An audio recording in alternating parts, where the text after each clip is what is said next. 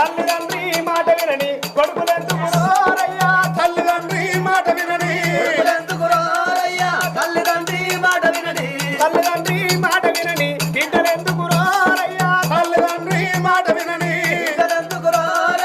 తల్లిదండ్రి మాట వినని అవ్వయ్యకు అన్నం పెట్టని కొడుకులెందుకు రోరయ్యా అవ్వయ్యకు అన్నం పెట్టని